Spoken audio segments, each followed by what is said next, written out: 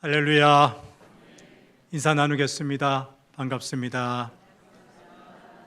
참 잘 오셨습니다. 벌써 6월의 마지막 달인데 한 달 동안 지켜주신 하나님께 감사드리고 이제 무더운 여름만 남았어요. 건강하게 잘 지내시기를 축복합니다. 오늘 이 시대는 진짜도 많지만 가짜도 너무 많습니다. 가짜인데 광고를 아주 근사하게 하거나 목소리가 커서 가짜가 진짜로 둔갑하기도 하죠. 한동안 3초 똥이라는 말이 있었습니다. 아십니까? 명품 가방 가운데 루이비 뭐 있죠? 그것이 강남뿐만 아니라 너무나 길거리 3초마다 한 번씩 보인다고 해서 3초 똥이라고 이름이 붙였다는데, 여러분 본래 명품 가방 값이 어떨까요? 비쌉니까? 쌉니까? 그러니까 보통 사람들 사기 쉬워요? 어려워요? 어렵죠. 적게는 수백만 원, 아주 큰 또 고가는 수천만에 드는 그 명품 가방을 누가 마음대로 들고 다닐 수 있겠습니까? 근데 문제가 뭡니까? 돈이 넉넉지 못한 사람이 들고는 싶은데 돈이 없으니까 어떻게 해요? 뭘 사요? 가품, 짝퉁. 여러분 보통 사람은 이 진품과 가품 구별하기가 쉬워요? 쉽지 않아요. 시간이 지나다 보면 이제 가짜, 짝퉁은 색깔이 변한다든지 실밥이 좀 풀어진다든지 지퍼에 문제가 생긴다든지 차이가 나기죠. 그러니까 가품이라고 하는 짝퉁은 명품을 흉내낼 수는 있어도 결코 명품이 될 수는 없는 거죠. 오늘 본문의 배경은 여호와가 아닌 바알을 하나님으로 섬긴 아합 왕의 시대입니다. 이럴 때에 하나님은 선지자 엘리야를 통해서 참신, 세상을 다스리는 진짜 신은 바알이 아니라 여호와심을 증거하고 바알은 짝퉁신이요 거짓된 신임을 전하게 하였습니다. 이를 위해 엘리야의 사역에는 유달리 기적이 많이 일어났죠. 제가 중고등학생 시절 교회 이 학생부가 학생회가 있었을 때 종종 성경 퀴즈대를 했어요. 근데 막 하면 안 되니까 범위를 정해주는데 구약 성경이 이제 성경 퀴즈대의 어떤 범위다 하면 내는 질문 가운데 빠지지 않는 질문 한 가지가 꼭 있었어요. 이게 뭐냐면 사람들 가운데 죽지 않고 하늘에 올라간 사람 두 사람이 있는데 누구냐는 거예요. 누굽니까? 죽지 않고 하늘에 올라간 사람 엘리야요, 또 하나는 에녹이에요. 여러분 그 가운데 엘리야는 유독 유명한 일화를 많이 남겼어요. 그는 메시아가 오시기 전 이 세상에 먼저 올 선자로 알려져 있었어요. 그래서 예수님 당시 세례 요한을 엘리야라고 생각한 사람들도 있었죠. 엘리야는 모세와 함께 변화산 이야기도 등장합니다. 이 모세와 엘리야는 비슷한 점이 참 많습니다. 우선 두 사람 모두 초자연적인 기적을 많이 행했습니다. 여호와 하나님 신앙을 올곧게 세우기 위해서 요별날 정도로 당시 왕들에 대항하여 강력하게 싸웠습니다. 모세가 애굽의 바로와 싸웠다면 엘리야는 북이스라엘의 아합 왕과 싸웠습니다. 그 엘리야 이야기가 열왕기상 17장부터 열왕기하 2장까지 흥미진진하게 진행이 됩니다. 오늘 본문이 속한 열왕기상 17장에는 세 편의 일화가 등장합니다. 첫째는 1절에서 7절까지인데 선지자 엘리야와 아합 왕의 대결이 시작되는 첫 장면입니다. 자, 1절 말씀을 보겠습니다. 1절 말씀 여기 보니까 엘리야는 아합 왕에게 앞으로 이 나라 이 주변에 수년 동안 비도 이슬도 오지 않을 것이라고 경고하고 도망갑니다. 왕에게, 당시 권력자인 왕에게 위협을 가했으니 자칫 목숨을 잃을 수도 있기 때문이었습니다. 그야말로 현상금이 붙은 도망자 신세가 된 것입니다. 엘리야는 딱하게도 요단 앞 그리 시내가에 숨어 시냇물을 마시며 지냅니다. 그리고 까마귀가 물어다주는 떡과 고기를 먹으면서 생명을 부지합니다. 과거 이스라엘 백성들이 출애굽 이후 광야에서 만나와 메추라기를 먹던 것과 아주 비슷한 사건이 진행되는 거예요. 둘째는 8절에서 16절까지 말씀입니다. 여호와 하나님의 말씀에 따라서 엘리야는 이스라엘의 북서쪽에 있는 지중해 변에 있는 사르밧 지방으로 갑니다. 성문 가까이 가자 어느 과부가 마른 나뭇가지를 줍고 있어요. 목이 탄 엘리야는 그 여인에게 물을 달라고 부탁하고 이어서 다시 떡 한 조각을 달라고 부탁합니다. 이 여자에게는 엘리야에게 나눠줄 떡은 없고 한두 사람이 한 끼 먹을 가루만 있었습니다. 이 여자는 이 가루로 떡을 만들어 아들과 함께 먹고 죽을 그런 생각이 있던 거죠. 근데 엘리야는 마지막 남은 이 남은 가루로 떡을 만들어서 자신에게 달라는 겁니다. 14절 말씀을 보니까 그렇게 하면 이 긴 가문, 앞으로 약 3년 6개월 이어지는 이 가뭄이 끝날 때까지 가루와 기름이 떨어지지 않을 것이라고 약속까지 하면서 말입니다. 감사하게도 이 여자는 엘리야의 말을 그대로 따릅니다. 그러자 정말 통에 가루가 떨어지지 않고 병의 기름도 없어지지 않았다는 것입니다. 셋째는 오늘 본문인 17절부터 24절까지 말씀입니다. 이 이야기도 사르밧 과부의 집에서 일어난 것인데요. 이 여인의 아들이 큰 병에 걸려 결국 숨이 끊어지고 말아요. 그래서 과부가 엘리야에게 원망하듯 말하죠. 자, 오늘 본문 18절 말씀을 같이 읽어보겠습니다. 18절입니다. 시작. 여인이 엘리야에게 이르되 하나님의 사람이여 당신이 나와 더불어 무슨 상관이 있기로 내 죄를 생각나게 하고 또 내 아들을 죽게 하려고 내게 오셨나이까. 당시 사람들은 큰 사건 혹은 불행한 일들의 원인이 죄라고 생각했어요. 죄가 있어서 어려운 일이 발생한다는 거지요. 엘리야로 인해서 이 여자는 자신의 죄가 밖으로 드러나는 걸 느꼈고 이로 인해서 결국 자신의 아들이 졸지에 죽게 된 것이라고 생각한 것입니다. 네, 여러분, 이 여인이 남들보다 유난히 죄가 많았을까요? 도저히 용서받지 못할 큰 죄를 지어서 그 아들이 죽어야만 했던 것일까요? 본문을 봐서는 그런 것 같지는 않습니다.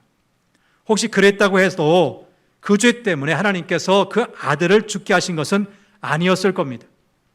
그랬다면 애당초 하나님께서 이 엘리야를 그 집에 보내지도 않으셨을 것이고 그 집에 은혜를 베푸셔서 그 혹독한 가뭄에도 먹고 사는데 어려움 없도록 돌보시지 않았을 것입니다. 이 여인은 이해할 수 없었습니다. 나름 자기는 잘했는데 자기 먹을 것까지 아들과 함께 먹고 죽을 것까지 자신이 먹지 않고 하나님의 선자를 대접했는데 그 결과가 이것이란 말입니까? 도대체 왜 나에게 이런 일이 일어나야 합니까? 하나님이라는 분은 이런 분입니까? 도대체 나한테 왜 이런단 말입니까? 그러다가 이런 생각까지 하게 되었습니다. 곧 이것은 하나님의 사람인 엘리야가 자기 집에 왔기 때문에 생긴 일이다. 엘리야가 오니까 하나님께서 자기 집을, 이 여인의 집을 세밀하게 살피시고 그래서 자기의 사소한 죄까지도 하나님의 눈에 띄었기 때문에 그 바람에 이런 일이 벌어진 것이다. 그러니까 결국 엘리야를 자기 집에 들인 것이 화가 되었다는 결론에 이르게 된 것입니다. 하지만 여러분, 이런 생각에는 큰 맹점이 있죠. 만약 엘리야가 그 집에 오지 않았더라면 그 집 식구들은 벌써 굶어 죽었지 않겠습니까? 엘리야가 그 집에 왔기에 지금까지 굶지 않고 살아남은 것 아니냐고요. 그러므로 혹시 여인의 생각이 맞다 해도 엘리야를 돕는 것은 화가 아니라 복입니다. 벌써 죽었어야 했지만 그래도 엘리야 때문에 지금까지 버텨올 수 있었으니까 말입니다. 하지만 아무리 그렇다고 해도 이 여자가 나쁘다고만 말할 수는 없을 것 같아요. 어쨌든 그동안 건강하게 잘 자라던 아들이 갑자기 병이 들더니 덜컥 죽어버렸습니다. 근데 이것이 엘리야가 이 집에 온 후에 생긴 일이니까 까마귀 날자 배 떨어진다고, 혹시 엘리야 때문에 생긴 일은 아닐까 하는 생각을 하게 된 것입니다. 여러분, 사람들은 도무지 이유를 알 수 없는 일, 도대체 이해할 수 없는 일이 생기면 어떻게든 이유를 만들어냅니다. 왜 그런 일이 생겼는지, 무슨 이유에서 그렇게 됐는지 나름대로 설명하려고 합니다. 그것이 사실이건 아니건, 논리적으로 타당하건 아니건 그것은 별로 중요하지 않습니다. 아무튼 자기가 납득할 수 있고 받아들이기만 하면 됩니다. 그리고 그것을 철석같이 믿어버립니다. 근데 여러분, 그런다고 뭐가 달라집니까? 하지만 이유도 알 수 없고 내 힘으로는 어떻게 해볼 수도 없는 막막한 상황 앞에서 사람이 할 수 있는 일은 별로 없습니다. 왜냐고 묻다가, 왜 하필이면 이런 일이 나냐고, 내게 생겼느냐고 묻다가 내 마음대로 원망할 대상을 찾아내서 거기다가 분풀이를 하는 것이 우리 인간의 방식이 아닌가 싶어요. 근데 여러분, 우리 하나님이 하시는 일을 어찌 우리가, 인간인 우리가 다 알 수가 있습니까? 우리는 다 알 수가 없습니다. 도무지 이해할 수 없고 받아들일 수 없는 일들이 우리에게도 일어납니다. 우리도 예외가 아니라는 것입니다. 미국 워싱턴주 휘트워스 대학의 종교 철학 교수인 제럴드 시처 교수 역시 인생에서 엄청난 아픔의 경험을 했습니다. 어느 날 이분이 가족들과 함께 그 지역에 있는 인디언 모임에 참석하고 집으로 돌아오는 길이었어요. 운전자 제럴드 시처 교수는 무사히 집에 도착하게 해달라고 기도한 다음 자동차를 운전해 집으로 돌아갑니다. 근데 그 차에는 이 제럴드 시처와 그의 아내, 연로하신 어머니, 그리고 사랑스러운 자녀 4명, 합해서 7명의 식구가 타고 있었어요. 근데 고속도로를 타고 집으로 돌아오는 길에 큰 트럭이 시처의 차를 덮친 거예요. 그 사고로 제럴드 시처의 어머니, 아내, 그리고 큰딸이 목숨을 잃고 맙니다. 그는 이 엄청난 삶의 경험을 하고 난 후에 이를 생각합니다. 왜 하나님은 내게 이런 일이 일어나게 하셨는가? 내가 무엇을 잘못했다는 말인가? 내가 일평생 무슨 그렇게 큰 죄를 저질러서 이런 사고가 내게 생긴 것입니까? 내가 아내와 결혼한 것 하나님의 뜻이 아니었습니까? 하나님께서 내 자녀를 그렇게 거두어 가실 것이라면 왜 이 세상에 태어나게 했습니까? 하나님을 제대로 믿었다고 할 수는 없지만, 그렇다고 내가 하나님의 품 안을 떠난 것도 아니었는데 하나님은 왜 내게 이렇게 대우하십니까? 우리도 삶에서 이런 일을 겪을 수 있잖아요. 그러면 우리도 하나님께 질문할 수밖에 없어요. 하나님 왜입니까? 도대체 왜입니까? 하나님을 잘 믿어보려고 했는데, 하나님 잘 믿어왔는데 왜 이런 일이 일어나야 합니까? 이런 질문은 아들을 잃은 사르밧 과부만의 질문이 아니었습니다. 이 여인의 분노 섞인 원망을 들어야 했던 엘리야 역시 하나님께 같은 질문을 할 수밖에 없었습니다. 20절 말씀을 같이 보죠. 본문 20절입니다. 시작. 여호와께 부르짖어 이르되 내 하나님 여호와여, 주께서 또 내가 우고하는 집 과부에게 재앙을 내리사 그 아들이 죽게 하셨나이까? 하나님의 사람 선자 엘리야로서도 알 수 없는 일이었어요. 어찌 알겠습니까? 사람이 아닌 하나님께서 하신 일인데요.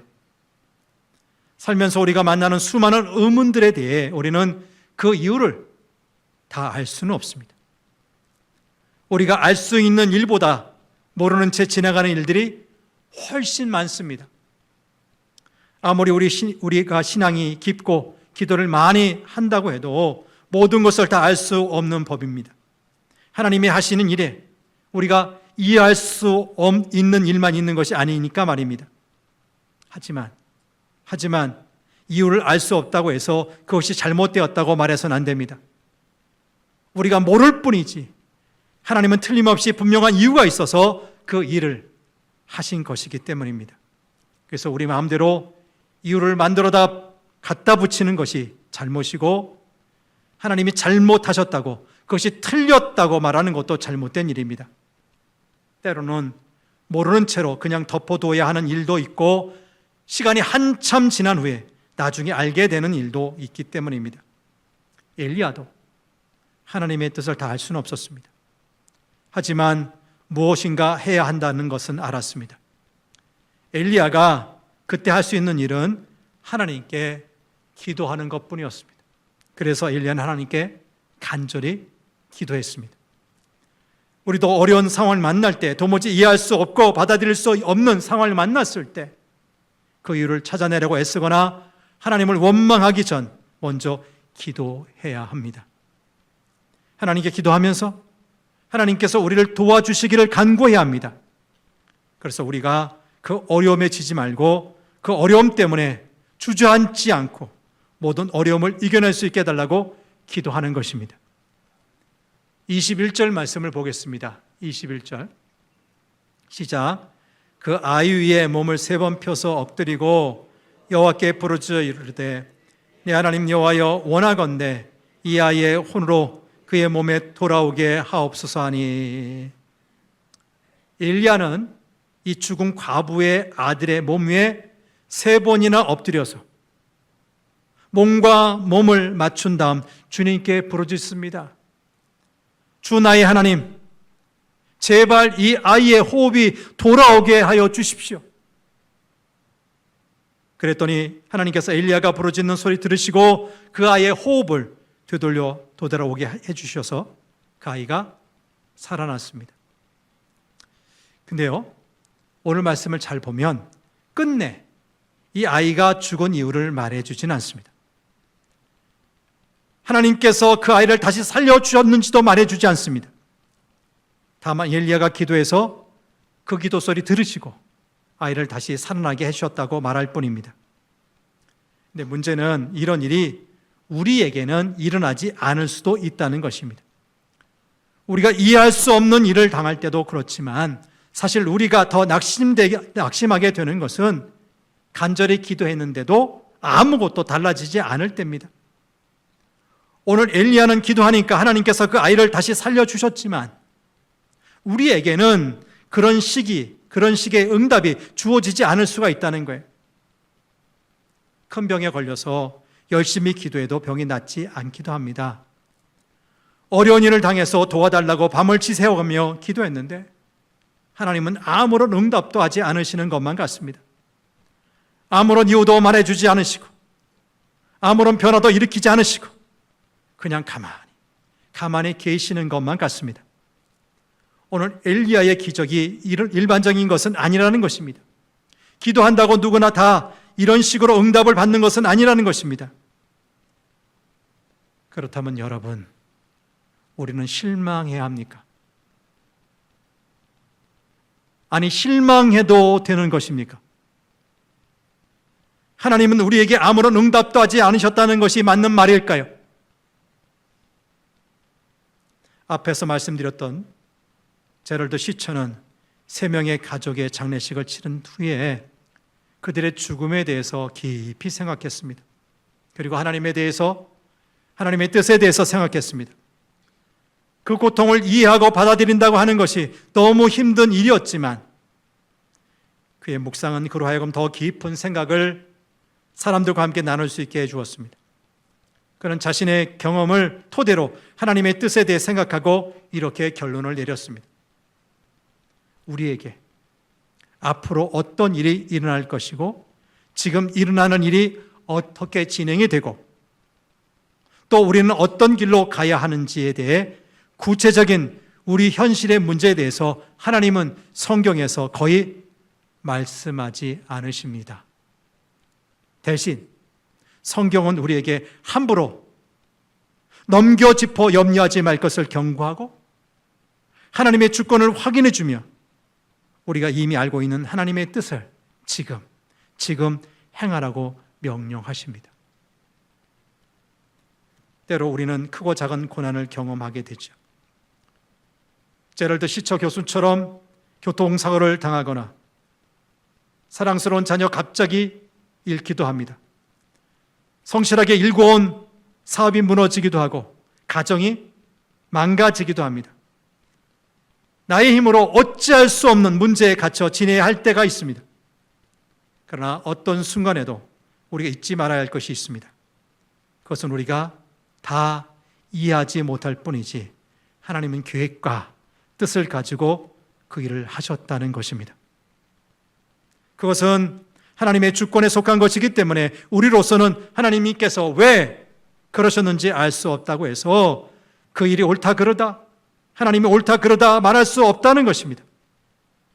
그리고 무엇보다도 하나님은 우리를 괴롭히거나 우리를 슬프게 하거나 우리를 못 살게 굴기 위해서 그렇게 하신 것이 아니라는 것입니다. 하나님은 우리가 이해하건 이해하지 못하건 선하신 분이시고 우리에게 생명을 주시는 분이시고 우리를 사랑하시는 분이십니다. 내게 죽음이 오는 그 순간까지도 하나님께서 우리에게 주시기 원하시는 것은 영원한 생명입니다. 하나님은 우리에게 생명을 주시는 생명의 하나님이시라는 말씀입니다.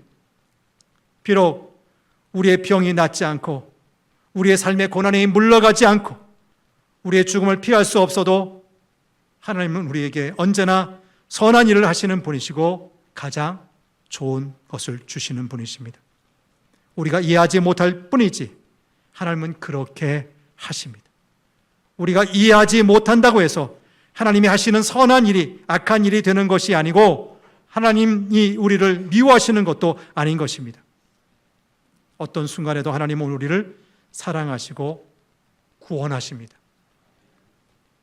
엘리야의 기도를 들으시고 죽은 아이를 살려주신 하나님께서 오늘 우리의 기도를 들으시고 그때 하셨던 그 일 그대로 우리에게도 똑같이 하실 것입니다.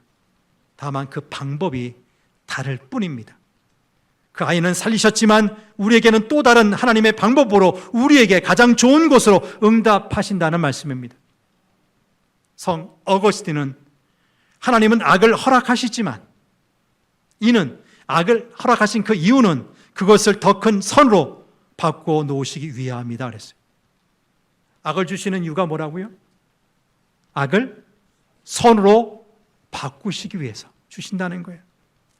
우리 삶에도 오늘 사르밧 과부에게 일어났던 일과 같은 일이 일어날 수도 있습니다. 이 일만큼은 나에게 생기지 않았으면 좋겠다고 생각하는 그런 일이 있을 수가 있죠. 내 사랑하는 자녀가 학교에서 왕따가 되기도 하고 직장에서 공경에 처하기도 합니다. 어떤 사람은 엘리야처럼 기도하니까 그 문제가 해결되기도 하지만 아무리 기도해도 그대로인 채 남아있는 사람들도 많이 있습니다. 그러나 우리가 기도할 때 하나님은 결코 그냥 계시지 않습니다. 엘리야의 기도를 들으신 것처럼 우리의 기도를 들으시고 엘리야의 기도에 응답하신 것처럼 바로 그렇게 우리의 기도에 응답해 주실 겁니다.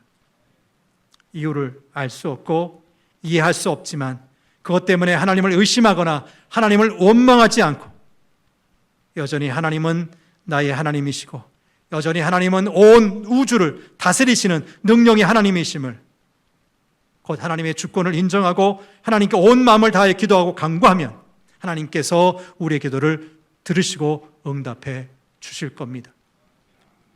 죽은 사람을 살리시기도 하고 병든 사람 고치기도 하고 절망에 빠진 사람에게 소망을 주고 번떡이는 지혜를 주셔서 문제를 해결할 수 있도록 하시고 아무튼 우리에게 가장 좋은 것으로 응답해 주신다는 겁니다. 우리가 그 응답을 좋아하건 그렇지 않건 그로 인해서 당장의 어려움이 사라지건 그대로 있건 아무튼 하나님은 우리에게 가장 좋은 것으로 하나님의 능력으로 응답해 주십니다. 우리가 믿지 않아서, 받아들이지 못해서 그렇지, 하나님은 언제나 우리가 헤아릴 수 없는 크신 사랑으로 우리에게 응답해 주시는 분입니다. 그러므로 하나님을 믿지 못하거나 그 응답을 받아들이지 못해서 쓸데없이 여기저기 찾아다니거나 아무나 의지하려고 하지 마십시오. 그래봐야 아무 소용 없습니다. 온 세상 모든 능력 다 합쳐도 우리 하나님의 손끝에도 미치지 못하기 때문입니다. 우리 하나님이 치료하지 않으시면 온 세상 모든 약 다 먹어도 우리 몸의 작은 병조차 고칠 수가 없습니다. 하나님을 믿으십시오. 하나님의 선하심과 하나님의 사랑을 믿으십시오. 하나님을 인정하고 받아들이시길 바랍니다. 왜 나한테 이러시냐고 따지지 말고, 왜 아무것도 해주지 않으시냐고 덤비지 말고, 우리를 사랑하시고 우리에게 응답하시는 하나님의 사랑을 믿으십시오. 그리고 하나님께 기도하십시다. 하나님은 전능하신 하나님이시고 우리를 사랑하시는 우리 아버지가 되십니다. 오늘 마지막으로 한 가지만 덧붙여서 말씀드립니다. 본문에 나오는 이 사르밧 과부가 경험한 기적은 순종에서부터 비롯됐다는 것입니다. 첫 번째 기적은 여인이 순종하기 어려운 상황에서 순종했던 결과입니다. 마지막 한 끼 식사를, 그 한 끼 먹고 아들과 함께 죽으려고 했는데 그 떡 한 개를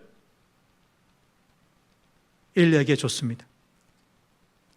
떡 100개 가운데 한 개를 드리는 것은 마음만 먹으면 누구나 할 수 있지만 자신의 목숨과 같은 한 개를 다른 사람에게 준다는 것은 상상하기 힘든 일 아닙니까? 이 과부는 엘리야의 말을 그대로 믿고 순종했습니다. 그리고 여인은 아들이 죽자 엘리야를 원망했지만 엘리야가 그 죽은 아들을 살리겠다며 아들 달라고 했을 때 순종하여 죽은 아들의 시신을 엘리야에게 넘겨주었습니다. 순종하지 않았다면 경험할 수 없는 기적을 여인은 경험한 것입니다. 만약 마지막 남은 음식으로 엘리야를 섬기지 않았다면 여인은 아들과 함께 한 끼 음식 먹고 나서 죽었을 것입니다. 그러나 순종했더니 가뭄이 끝나는 날까지 양식과 기름이 마르지 않았습니다. 그리고 죽은 아들을 살려주겠다며 엘리야가 아들의 시신을 달라고 했을 때도 순종하지 않았다면 아들이 살아난 기적은 없었을 것입니다. 여러분, 이 사르밧 과부가 경험한 기적의 사건, 순종이 있었기 때문에 가능했다는 것입니다. 엘리야를 통해 역사하셨던 하나님의 역사, 오늘도 우리에게 이루어질 줄 믿습니다. 독자 이삭을 번제로 바치라고 하는 하나님의 명령, 아브라함이 순종하였을 때 여호와 일의 기적이 일어났습니다. 하나님은 오늘 우리 삶 가운데서도 얼마든지 기적을 일으키실 것입니다. 바로 순종을 통해서입니다. 하나님은 우리가 순종하는 믿음을 보시기를 원하십니다. 믿음은 곧 순종입니다. 순종 없는 믿음은 역사가 일어나지 않습니다. 기적을 경험하기 원하십니까? 여인처럼, 엘리야처럼, 그리고 아브라함처럼 순종합시다. 그리하여 살리시는 하나님의 기적의 주인공 되시기를 간절히 바랍니다. 하나님 아버지, 우리가 살면서 겪는 수많은 어려움들, 고통들을 우리는 하나하나 이유를 따져봅니다. 그런데 우리가 알 수 없는 일들이 얼마나 많습니까? 근데 그 알 수 없는 일들을 하나님께서 왜 이렇게 하셨느냐고 우리가 원망하고 불평할 때가 얼마나 많은지요. 하나님, 우리를 불쌍히 여겨주셔서 하나님에 대해서 바로 알기를 원합니다. 하나님은 우리에게 생명 주시기를 원하시는 분입니다. 하나님은 우리를 구원하기를 원하시는 분입니다. 하나님은 우리를 죽이시길 원하시는 분이 아니라 살리시기를 원하시는 분입니다. 근데 왜 어려움이 왔습니까?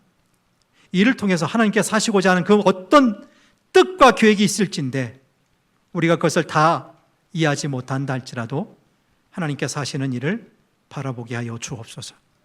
그리고 우리가 할 수 있는 일은 오로지 순종입니다.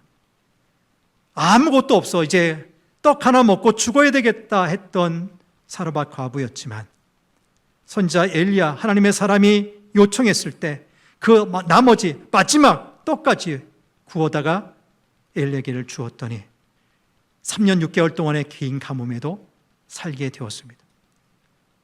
너무나 귀한 아들이 갑자기 아파 죽었지만 엘리야가 달랄 때 그를 넘겨주었기에 다시 살아나는 역사도 있었습니다. 주님, 우리에게 믿음이 있기를 원합니다. 그 믿음이 무엇입니까? 믿는다면 순종할 수가 있습니다. 하나님의 전능하심을, 하나님의 귀한 뜻이 있음을 믿기에 순종할 수가 있습니다. 이 순종의 삶을 통해서 날마다 기적과도 같은 놀라운 역사를 경험하는 우리 모두가 되게 도와주옵소서. 우리를 살리시는 우리 구주 예수님 이름으로 기도합니다. 아멘.